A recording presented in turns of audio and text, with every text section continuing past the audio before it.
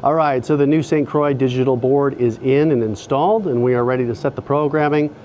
First off, we want to make sure that that toggle switch is down in the manual setting. As we are doing the programming, all 5 of those LED heat lights will blink, and they will blink in a series of what program it is. So program 1, 2, 3, and 4. So we're going to first start by holding down the auger feed, and then with the fan trim high and low, we have to press those simultaneously to change the program. Program 1, program 2, program 3, program 4.